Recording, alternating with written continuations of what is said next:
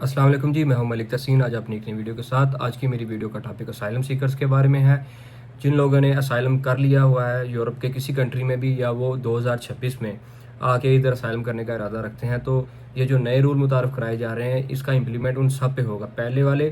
جنہوں نے اسائلم کیا ہوا ہے ان پہ بھی، اور جو نئے اسائلم کریں گے ان پہ بھی یہ رولز لاگو ہوں گے۔ تو یو این نے اس نئے رولز کی امینڈمنٹ کے لیے پرمیشن دے دی ہوئی ہے۔ یہ جو اسائلم سیکرز کے بارے میں نئے رول کو متعارف کرایا جا رہا ہے، اس میں اسائلم سیکرز کی پریشانیاں تھوڑی سی اور بڑھیں گی۔ وہ تھوڑے سے رولز کو ٹائٹ کر رہے ہیں، تھوڑی سی مشکلات اور آئیں گی۔ تو آپ نے جو نئے آنے والے ہیں بڑا سوچ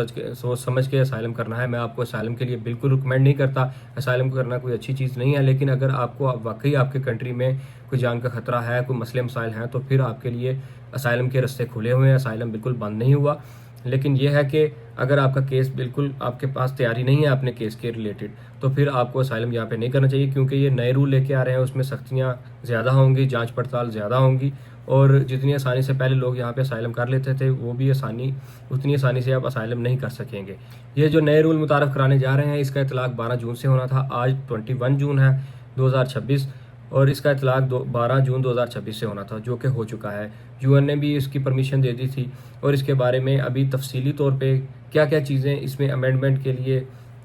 اس میں کون سی امینڈمنٹ کی گئی ہیں، تفصیلی طور پہ ابھی اس بارے میں کچھ کہا نہیں جا سکتا، لیکن جو سامنے کچھ چیزیں آئی ہیں وہ میں آج آپ سے شیئر کروں گا۔ خاص طور پہ ڈنکی لگا کے آنے والوں کے لیے زیادہ سختی کی جا رہی ہے۔ ڈنکی لگا کے آنے والے رستے تھے، جیسا کہ سربیا سے لوگ آتے تھے، ترکی کے رستے یونان سے داخل ہوتے تھے، اور اس کے علاوہ وہ لیبیا سے پانی کے رستے سے آتے تھے۔ تو ابھی یہ ایسا کرنے جا رہے ہیں کہ ڈپورٹیشن سینٹر یہ بارڈر ایریا پہ بنائیں گے، اور لوگوں کو وہاں پہ رکھیں گے، ان کی جانچ پڑتال کریں گے۔ اگر تو ان کا کیس سننے کے لائق ہوا تو پھر انہیں یہ وہاں پہ ریفیوجی کیمپس میں رکھیں گے، اور اس کے بعد 1 مہینے کے اندر اندر وہ دیکھیں گے کہ ان کا کیس مزید آگے چلنا ہے یا نہیں چلنا۔ تو پولیس کو بھی اتھارٹیز اور آرمی کو بھی اتھارٹی یہ زیادہ دے رہے ہیں کہ اگر بارڈر پہ اگر پولیس یا آرمی ان کو پکڑتی ہے تو انہیں واپس بھی بھیجا جا سکتا ہے۔ بارڈر ایریا پہ جو یہ ریفیوجی کیمپ بنا رہے ہیں اس میں لوگوں کو یہ رکھیں گے، ان کا کھانے پینے کا خیال رکھیں گے، ان کے لیے دوائی ادویات کا بھی خیال رکھیں گے، لیکن وہاں پہ انہیں پیسے نہیں دیں گے، اور یہ وہاں پہ ان کی جو جوری ہوگی وہ ڈیسائیڈ کرے گی کہ ان کا کیس مزید آگے چلنا ہے کہ یا نہیں چلنا۔ 1 مہینے میں وہ اس کا فیصلہ کر لیں گے۔ اگر تو کیس چلنا ہوا تو وہ مزید آگے انہیں دوسرے کیمپ میں ٹرانسفر کر دیں گے، اور اگر ان کا کیس نہ چلنا ہوا تو 1 مہینے کے بعد وہ فیصلہ کریں گے، تو پھر ان کو وہاں سے وہ ڈپورٹ بھی کر سکتے ہیں۔ ریفیوجی کیمپ یہ بارڈر ایریا پہ بنائیں گے، وہاں پہ لوگوں کا یہ میڈیکل وغیرہ کریں گے، ان کی ویکسینیشن کریں گے، ان کے بائیو میٹرکس کریں گے، اور ان سے ان کی سٹوری کے بارے میں پوچھا جائے گا۔ وہ ان کو 1 مہینے کا ٹائم دیں گے یا 3 ہفتے کا ٹائم ہوگا، اپنی ساری سٹوری لکھ کے دینی ہوگی کہ وہ کیوں اسائلم کرنا چاہ رہے ہیں۔ انہیں اس میں اپنی تفصیلی چیزیں لکھنا ہوں گی، بتانا ہوں گی، اور اس بیس پر ہی ان کا کیس چلے گا۔ نیکسٹ جب ان کا کوئی انٹرویو آئے گا تو وہی سٹوری کو وہ مد نظر رکھیں گے کہ اس نے پہلے دن ہمیں کیا اپنی سٹوری بتائی تھی، کیا لکھ کے دیا تھا، کہ کیوں یہ ہماری کنٹری میں آ کے اسائلم کرنا چاہتا ہے، اس کو کیا مسئلے مسائل ہیں۔ اس میں ایک چیز اور بھی ہے کہ فرسٹ جو کیمپ 1 مہینے والا جہاں پہ بارڈر ایریا میں آپ کو رکھا جائے گا، وہاں سے اگر آپ کو یہ ڈپورٹ واپس کرتے ہیں آپ کے ہوم لینڈ میں، اور وہاں سے کوئی رسپانس نہیں آتا، لیٹ سپوز اگر آپ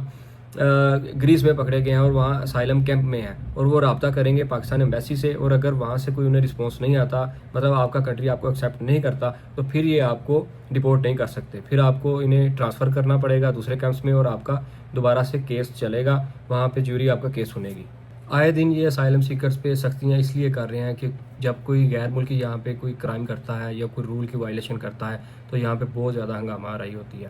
کہ یہ غیر ملکی لوگ یہاں پہ آ رہے ہیں، زیادہ سے زیادہ ہر سال آ رہے ہیں، اور یہاں پہ آ کے کرائم بھی کرتے ہیں۔ تو اس وجہ سے ان کے جو یہاں کے لوکل لوگ ہوتے ہیں ان میں بڑا غصہ پایا جاتا ہے، تو وہ یہ نئے سے نئے قانون اسمبلی میں لوگوں کے پریشر کی وجہ سے بناتے رہتے ہیں۔ یہاں پہ بہت سارے لوگ افغانستان سے ہیں، خاص طور پہ میں جرمنی اور فرانس اور اٹلی، یہ سبھی ملکوں میں یہ زیادہ تر اس نیشنلٹی کے لوگ ہیں، افغانستان کے ہیں، سیریا کے ہیں، اور اس کے علاوہ افریقہ کے کنٹری سے آئے ہوئے ہیں، اور پاکستانیوں کی بھی بڑی تعداد ہے۔ تو یہ سارے کنٹری سے لوگ آئے ہوتے ہیں، اور یہ ادھر کی چیزوں کو سیکھنے میں تھوڑا ٹائم لیتے ہیں، کیونکہ یہ اپنی کنٹریز میں بہت زیادہ آزاد ہوتے ہیں۔ ان میں سب میں اچھے برے لوگ بھی ہوتے ہیں، لیکن جب کرائم ہوتا ہے تو اس کی وجہ سے ان کنٹریز میں آواز اٹھتی ہے۔ تو اس کے ساتھ ساتھ یہاں کی این جی اوز بھی ہیں جو لوگوں کے حق کے لیے بولتی رہتی ہیں، ان کے لیے کام کرتی رہتی ہیں، اور این جی اوز بھی اس کے جو یہ سختیاں ہو رہی ہیں اس کے مخالف انہوں نے آواز اٹھائی ہے کہ لوگ یہاں پہ آتے ہیں، وہ مجبور ہوتے ہیں اپنے کنٹریز میں، اس لیے یہاں پہ آ کے اسائلم کرتے ہیں، اور یہاں پہ جو